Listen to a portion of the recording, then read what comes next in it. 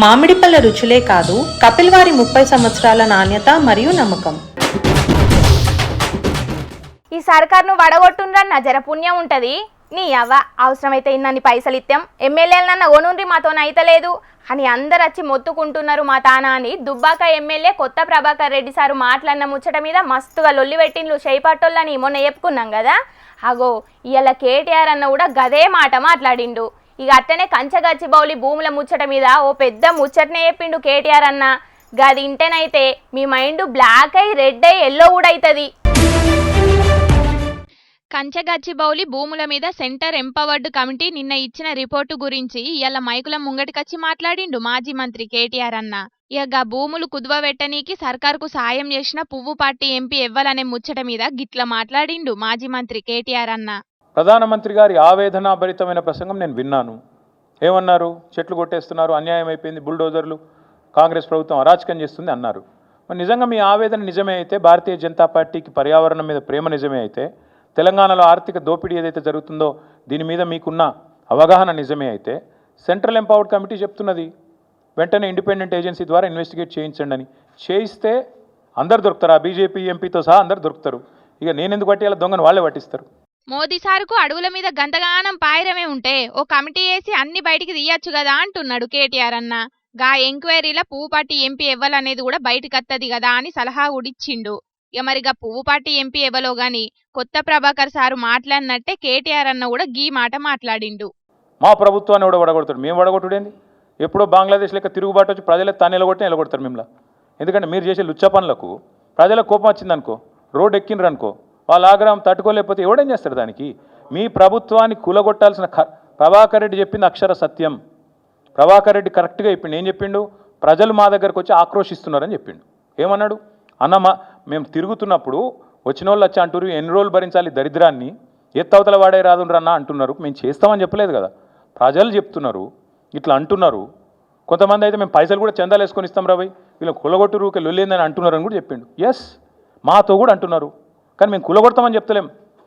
Yes, ఈ ప్రభుత్వం దరిద్రం, కాంగ్రెస్ కరోనా కంటే డేంజర్. ఎస్, ఇవన్నీ కరెక్టే. నేనైతే మనస్ఫూర్తిగా కోరుకుంటున్నా కాంగ్రెస్ 5 ఏళ్ళు ఉండాలి, రేవంత్ రెడ్డే ఉండాలి 5 ఏళ్ళు. ఎందుకంటే మళ్ళీ 20 ఏళ్ళ తర్వాత ఎవడు కాంగ్రెస్ కోటేయడు. ఇది నా వ్యక్తిగత అభిప్రాయం. కాబట్టి మాకు ఈ దిక్కుమాల ప్రభుత్వాన్ని కూలగొట్టే ఆలోచన కానీ ఎజెండా కానీ కర్మ కానీ మాకు లేదు. షేపాటి సర్కారు 5 ఏళ్లు పురాగా పాలియాలన్నట. గీ 5 ఏళ్లు రేవంత్ అన్నే సీఎం కుర్చీలుండాలని అంటున్నాడు కేటీఆర్ అన్న. కారు పార్టీ కాంగ్రెస్ సర్కార్ను ఊలగొట్టే ఆలోచనలు ఏత్తలేదు, కూలిపోతే మంచిగుండు అని జనాలు అనుకుంటున్నారు అని క్లారిటీ ఇచ్చిండు కేటీఆర్ అన్న. ఇక గిదే ముచ్చట్ల దునియాలో ఎవ్వలి అని గలీజు పని చేసిందట రేవంత్ అన్న సర్కారు.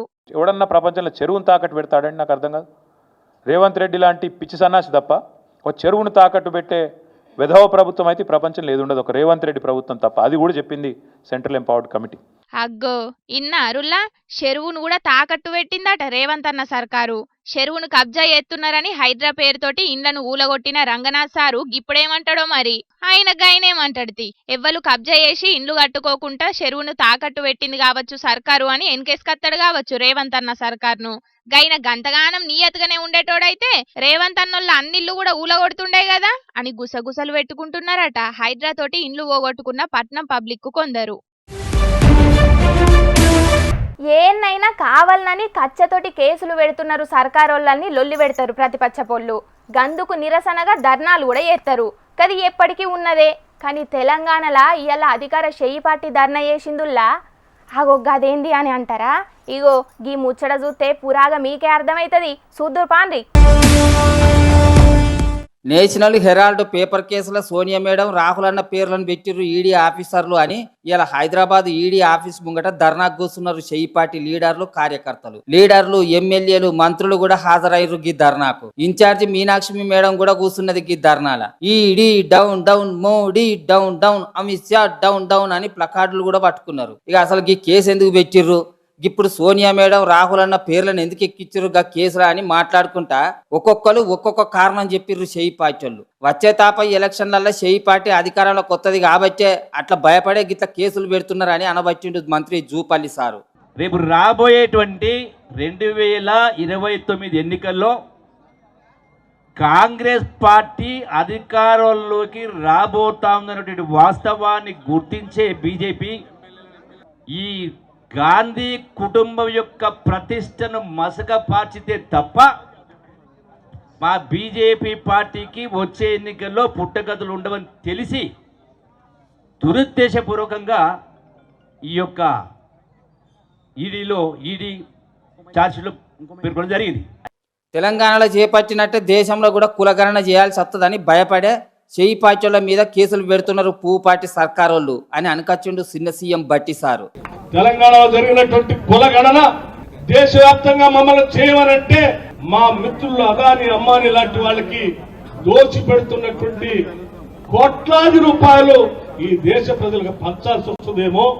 దేశం మొత్తం కులగణన చేయాలి అని అంటే దేశంలో ఉన్నటువంటి అనేక మంది కోట్లాది మంది తాడిత పీడిత బలహీన వర్గాలకి సంబంధించినటువంటి వాళ్ళందరికీ వనరులు పంచాల్సి వస్తుందేమో. అలా పంచాల్సిన పరిస్థితి వస్తే మేము లేకపోతే కార్పొరేట్ సంస్థలతో బతుకుతున్నటువంటి ఆ సంస్థలో మా పార్టీ పరిస్థితి ఏమైపోతుందని భయానికి ఈరోజు అటువంటి సందేశం దేశవ్యాప్తంగా చేరకుండా ఉండాలనేటువంటి ఆలోచనతో ఇవాళ రాహుల్ గాంధీ సోనియా గాంధీ గారి పైన కేసులు పెట్టి ఈ దేశంలో క్యాస్ట్ సెన్సస్ జరగకుండా చూడాలనేటువంటి ఒక పెద్ద కుట్ర ఈరోజు దేశంలో జరుగుతుంది. ఆ కుట్రలో భాగమే ఈరోజు ఈడీ ద్వారా పెట్టినటువంటి కేసు. సెంట్రల్ సర్కార్ను ప్రశ్నిస్తున్నందుకే రాహుల్ అన్న మీద ఇట్లా అక్రమ కేసులు పెట్టిర్రని చెప్పుకొచ్చిండు మంత్రి శ్రీధర్ బాబు సారు. ఒక ప్రక్కన ధరలు పెరుగుతూ ఉన్నాయి సామాన్య ప్రజానికాని పైన, ఇంకో ప్రక్కన రూపాయి విలువ అంతర్జాతీయ స్థాయిలో క్షీణిస్తూ ఉంది, యువతకు ఉద్యోగాలు లేవు.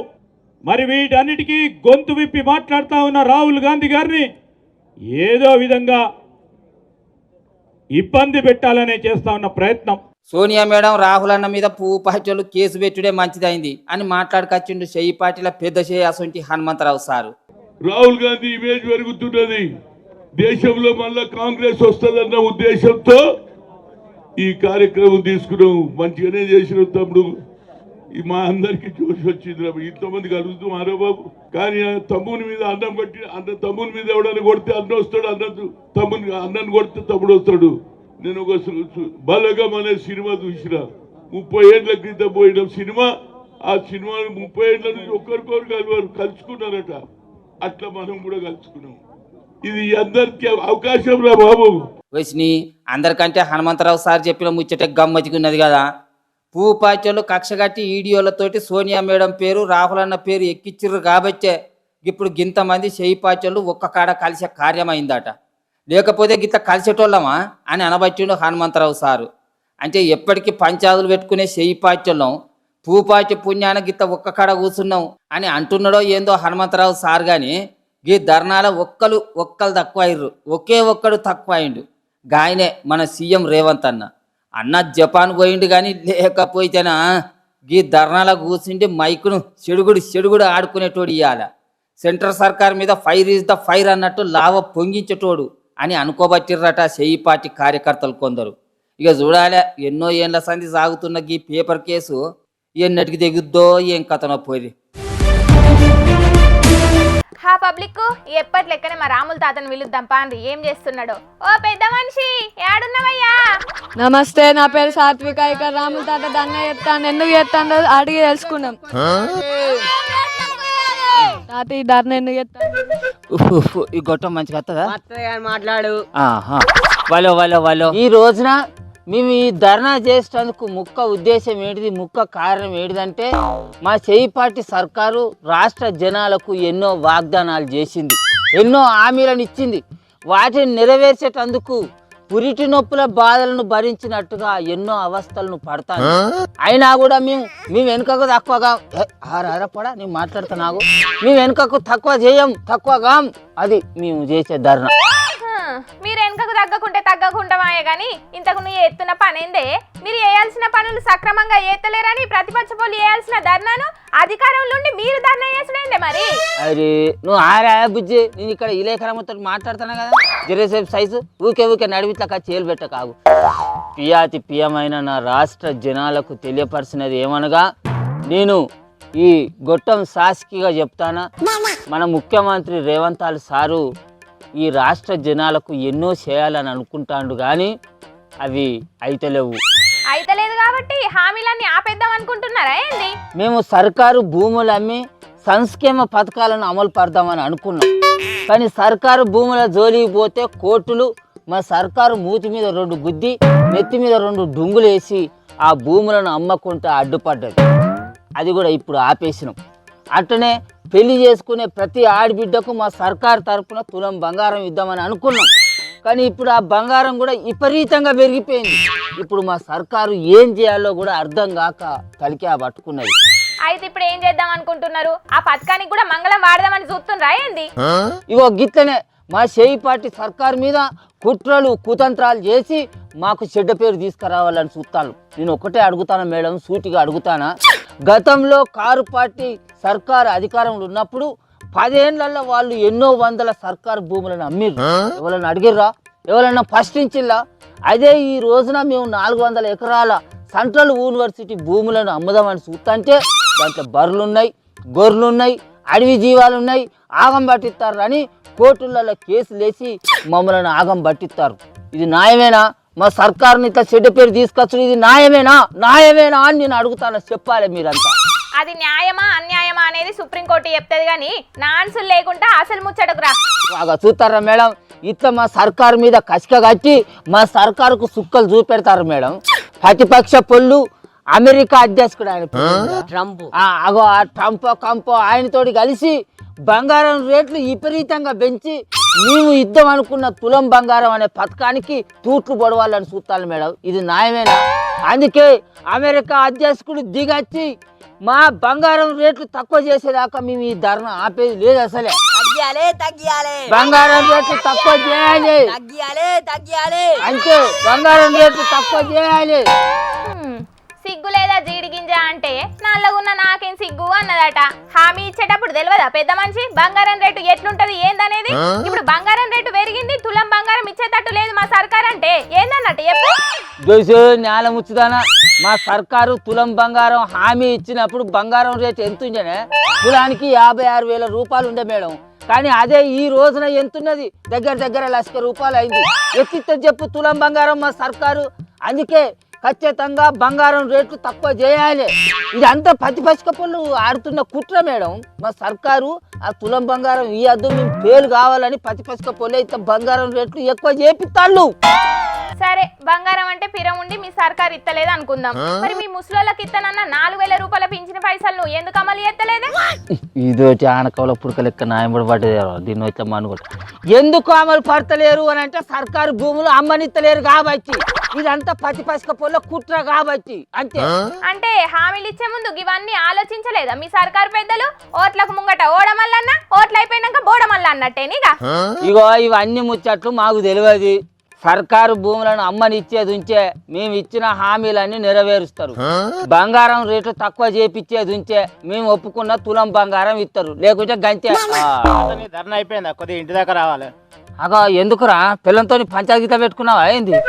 మరి లేకుంటే నిన్నెందుకు రమ్మంటాడే ఇంటికి గా అన్న? మోక చూస్తుంటే గదే కతున్నట్టున్నది పోయిగా. అరే శంకరి, నీకు పెళ్లి అయ్యి 6 నెలలు కూడా అయితలేదు కాదురా? ఇప్పుడే పిల్లలతో పంచాయతీ పెట్టుకున్నందుకు నీకు జర్రంతరన్న సిగ్గు శరం లేదారా? ఇదేనారా పద్ధతి? అల్కదక్కుడా నేనేం చేయను, నకిలీ చేయించంటాంది సర్కారు. ఇస్తానన్న తులం బంగారం ఇచ్చినాకనే చేయిస్తానంటానా నేను. అట్లా చెప్తుంటలేదా అని పంచాయతీ పెట్టుకుంటావు అల్కదక్కుడా? అయినా రోలు పోయి రోకడుగు చెప్పుకున్నట్టు మా సర్కారు రందిరా, మా సర్కారు అని చెప్పు నీ దగ్గరికి వచ్చి నీ పిల్లం బంగారు పంచాయతీ నేనేం తెంపాలరా? మరి ఇది ఒక్కింటి కథ కాదే తాత, ఆడవిళ్ళ పెళ్లి చేస్తున్న ప్రతి ఇంటి కథ.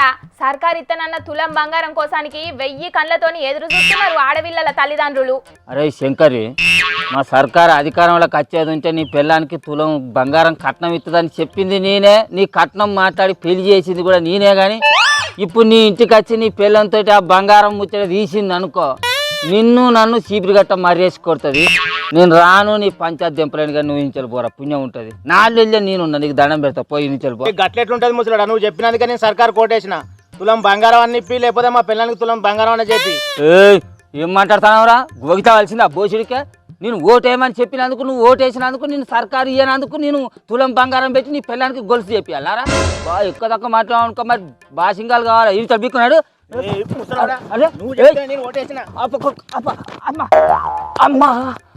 నువ్వైతే మా వాడకురా, నీ సంగతి చెప్తా. ఏం బీకోఫా నువ్వు? చూసిండ్రా అనుల్లా బంగారం ధర అడ్డగోలు పెరిగే వరకు షేపార్టీ సర్కార్ వాళ్ళు ఇస్తామన్న తులం బంగారం ఇస్తే మంచిగుండు అని ఆశపడుతున్నారట చాలా మంది అక్క చెల్లెళ్ళు. మరి సర్కార్ వాళ్ళు గా తులం బంగారం హామీని ఎప్పుడు నిలబెట్టుకుంటారో గాని గదేదో జల్దిన ఎయ్యుండ్రయ్యా. అప్పుడు ఆడోళ్ళందరూ కలిసి బిందెల కమాన పాలను తెచ్చి సర్కారుకు పాలాభిషేకాలు చేస్తారు కావచ్చు. హైదరాబాద్లో మెట్రో ఛార్జీలను పెంచే ఆలోచనలు చేస్తున్నారట ఆఫీసర్లు. గిన్నొద్దులు తక్కువ పైసలతోని ఏసీల సల్లగా పోయిన పబ్లిక్కు ఇప్పుడు పెద్ద శాఖ ఇయ్యబోతున్నది ఎల్ఎన్టీ మెట్రో. కరోనా టైంకెంచి సంస్థ నష్టాలనే ఉన్నదట. ఇప్పటికే సంస్థకు 6,500 కోట్ల మీదనే నష్టాలు వచ్చినాయట. కరోనా టైంలోనే టికెట్ రేట్లు పెంచాలని గప్పటి బీఆర్ఎస్ సర్కార్ను కోరిండ్రట మెట్రో ఆఫీసర్లు. అసలుగే కరోనా చేయబట్టి పబ్లిక్ కు అష్ట కష్టాలు పడుతున్నారు. గిసొంటి టైంలో టికెట్ల రేట్లు పెంచుడేందని సర్కారోళ్ళు గీ ముచ్చట మీద సప్పుడు చేయకపోయే వరకు టికెట్ల రేట్లు పెంచుడు వాయిదా పడ్డది. కానీ ఇప్పుడైతే టికెట్ రేట్లు పెంచకపోతే సంస్థ నడిచేటట్టు లేదు. ఖచ్చితంగా టికెట్ రేట్లను పెంచాల్సిందే. ఇప్పటికే బెంగళూరులో 44% మెట్రో ఛార్జీలు పెంచిండ్రు. కరోనాకెంచి వచ్చిన నష్టాలన్నీ పోవాలంటే ఖచ్చితంగా టికెట్ రేట్లు పెంచాల్సిందేనని హైదరాబాద్ మెట్రో ఆఫీసర్లు ఆలోచన చేసిండ్రట. ఇప్పుడున్న టికెట్ రేట్లు అయితే 10 రూపాయల నుంచి 60 రూపాయల దాకా నడుస్తున్నాయి. మరి వీళ్ళు వేసిన ఆలోచనకు సర్కారోళ్ళు ఏమంటారో గాని ఒకవేళ టికెట్ రేట్లు పెంచితే ఎంత పెరుగుతాయో చూడాలే. మరి ఈ ముచ్చట ఇట్లుంటే తెలంగాణలో లిక్కర్ రేట్లు కూడా పెంచాలని ఆలోచనలు చేస్తున్నారట సర్కారోళ్ళు. గీనడమనే రాష్ట్రంలో బీర్ల రేట్లను 15% పెంచిన సర్కారు ఇప్పుడు లిక్కర్ మీద మినిమం 10% పెంచాలని ఆలోచనలు చేస్తున్నారట. మరి ఇప్పుడు వచ్చే ఆమ్దాని సరిపోతలేదో లేకపోతే రేట్లు పెంచితేనే సర్కారును నడపగలుగుతామని అనుకుంటున్నారో ఏందో గాని ఇప్పుడైతే లిక్కర్ రేట్లు పెంచే ఆలోచన చేసిండ్రట సర్కారోళ్ళు. ఈ ముచ్చట మీద ఆప్గారోళ్లతోని మీటింగ్ అయినాక రేట్లు పెంపు మీద నిర్ణయం తీసుకుంటారట సర్కారోళ్ళు. మొన్ననే గ్యాస్ రేటు 50 రూపాయలు పెరిగింది. ఇప్పుడు మెట్రో టికెట్ల ధరలు పెరుగుతున్నాయి. అటు మందు రేట్లు కూడా పెరగబోతున్నాయి. మరి జేబులకు చిల్లులు పెట్టుకోనికి తయారుగా ఉండుండ్రి పబ్లిక్.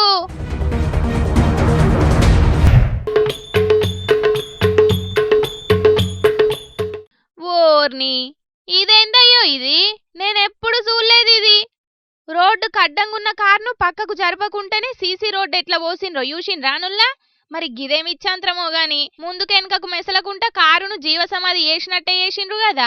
ఏం చేస్తారు మరి, కారు ఓనర్ ఇనకపోయే వరకు గీతిరిగా వేయాల్సి వచ్చిందట. బాపట్ల జిల్లా ఆమోదగిరి పట్నంలో ఉన్న గీ ఇంటోళ్ళు వాళ్ళ కారును ఇంటి ముంగట వాకిట్ల పెట్టుకున్నారట. అయితే కొత్త రోడ్డు ఎత్తున్నాం, కారును పక్కకు జరపాలని గ్రామ పంచాయతీలు కూడా చెప్పిండ్రట ఇంట్లోళ్లకు. రోడ్డు కొలతలు కాకముందే రోడ్డేసుడు ఎక్కడిది, మేం కారును తీసేదే లేదు, ఏడ చెప్పుకుంటారో చెప్పుకోని రన్నట్టే మాట్లాడిండ్రట. అయితే రోడ్డు మీద కారును పార్కింగ్ చేసుడే కాకుండా మీదికెంచి బగ్గనే రుబాబుగా మాట్లాడుతున్నారని కారు ఉండంగానే రోడ్డు వేసుకుంటా పోయిండట కాంట్రాక్టరు. ఇప్పుడు కారు మొత్తం బయటికి తీయరాకుండా అయిందన్నట్టు గిట్లా. క్రేన్ తీసుకొచ్చి కారును తీయాల్సి వస్తుంది కావచ్చు.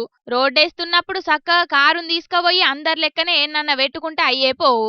ఏం చేస్తాం, కొందరి కథలు గిట్లనే ఉంటాయి మరి.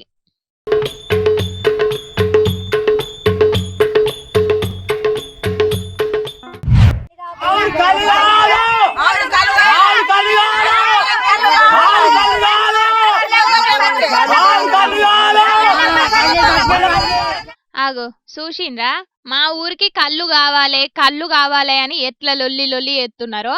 కామారెడ్డి జిల్లా బీర్కూర్ మండలం మల్లాపూర్ ఊరోళ్ళు గిల్లంతా. అయితే 2 వారాల కింద కల్తీ కళ్ళు దాగి కామారెడ్డి జిల్లాలో 100 మందికి మీదనే పబ్లిక్ దావకన పాలైనరు. కామారెడ్డి జిల్లాలున్న 2-3 మండలాల్లో మందు కళ్ళు నమ్ముడు బంద్ చేపించిండ్రు ఆప్గారోళ్ళు. అప్పటి సంది చుట్టుముట్టు ఊళ్ళ జనం కళ్ళు లేక అరిగోసలు పడుతున్నారట. కళ్ళు రోమకు వారకపోయింది సార్, మాకు పిచ్చి లేస్తున్నది. మాకైతే రోజు 2 సీసా 1 సీసా దాగి బుక్కెడు బోధింటాం ముసళ్ళు. ఆ ముసలి పడిపోయింది, ఆ ముసలోడు పడిపోయింది నిన్న మొన్న. మా కాళ్ళు చేతులు బీకపోతే నరాలని గుంజుకపోతున్నాయి. కాళ్ళు లేక అన్నం పోకొచ్చింది, నీరసం అయిపోతుంది. సప్పుడు దాకా కుక్కల ముదురుకుంటున్నాం. కాళ్ళు పంపిరు సారు ఎట్లన్నా చేసి. ఇన్నారులా కళ్ళు లేక కాళ్ళు చేతులు అనుకుతున్నాయట, అన్నం పోతలేదట, నరాల నొప్పి అవుతున్నదట, కొందరైతే చక్కెర వచ్చి పడిపోతున్నారట. కళ్ళు లేక ఇప్పుడు జనాలు ఇప్పుడు ముసలి వాళ్ళు నరాల వీక్నెస్ వల్ల కొంచెం ఇబ్బంది అయిపోతుంది. వాళ్ళకు కూడా కొంచెం పడిపోతున్నారు.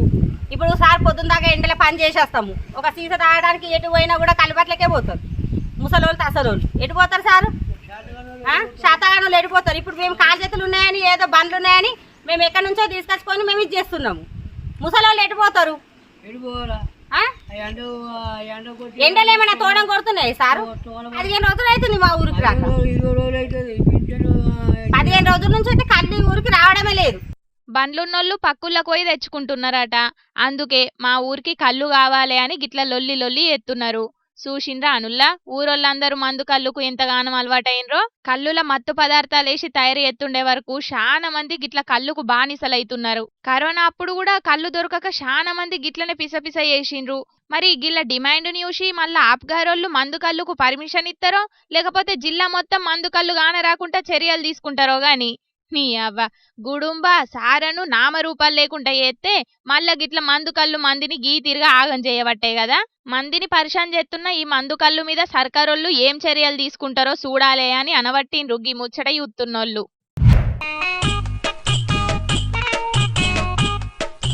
రోడ్డెక్కిన రైలును చూడాలంటే అనంతపురం జిల్లా ఉరవకొండ హైవే మీదికి పోవాల్సిందే. అయినా రైలంటే పట్టాల మీద దూసుకుపోవాలే గాని రోడ్డెక్కుడైందని అనుకుంటున్నారు కదా. ఇగో గిడ చూడుండ్రి, గీడున్న రైలు ఇంజనే రోడ్డెక్కింది. రోడ్డెక్కుడంటే రోడ్డు మీద పోవుడు కాదు, రైలు ఇంజన్ను లారీ మీద వేరే తానకు తీసుకుపోతున్నారు. గిట్లా యూపీ నుంచి బళ్ళారి రైల్వే జంక్షన్ కు గీ రైలు ఇంజన్ ను తీసుకుపోతున్నారట. ఇక హైవే మీద లారీలో పోతున్న గీ రైలు ఇంజన్ ని చూసి మస్తు పరిశాన్ అయినరు అందరూ. ఇక అట్లనే తొవ్వ వంటి పోతున్న గీ లారీని డ్రైవర్లు ఉరవకొండ హైవే మీద ఆపే వరకు చూడనీకి మస్తుగా లైన్లు కట్టిండ్రు ఆడున్న పబ్లిక్. రైళ్ల మీద లారీలు ఓవుడు చూసినాం గాని లారీలనే రైలు ఓవుడైతే చిత్రంగానే ఉన్నదని పరిశాన్ అయినరట. అన్ని ముచ్చట్లు చెప్పేసినా ఏమన్నా యాది మర్చిన్నా? అసలే నాకు మతిమరుపు ఎక్కువైంది ఈ మధ్య. అమ్మయ్య చెప్పేసిన. పబ్లిక్ తెచ్చిన కాడికి ముచ్చట్లు అన్నీ చెప్పేసిన. ఎట్లున్నాయిల్లా? మస్తు మస్తుగున్నాయిలే. ఇక ఇవుల్లా తాజా పంట సమర్పించు ఎల్టీ జోర్దార్ వార్తలు. మళ్ళొచ్చే జోర్దార్ వార్తలల్లా మస్తు జోర్దార్గా అందరం కలుసుకుందాం. అప్పటిదాకా చూస్తూనే ఉండండి హెచ్ఎం టీవీ. అట్లనే ఇంకిన్ని మంచి మంచి వార్తల కోసం హెచ్ఎం టీవీ యూట్యూబ్ ఛానల్ను తప్పకుండా సబ్స్క్రైబ్ చేసుకోండి. గిసొంటి ముచ్చట్లు ఆడ మస్తు ఉంటాయుల్లా. అన్ని ముచ్చట్లు మీ దాకా చేరాలంటే తప్పకుండా గంట కొట్టుండ్రి, లైక్ చేయండి. ఈ ముచ్చట్లను మీ దోస్తులందరికీ షేర్ చేయండి. ఏమంటున్నాం? సరే మరి ఉంటా. టాటా.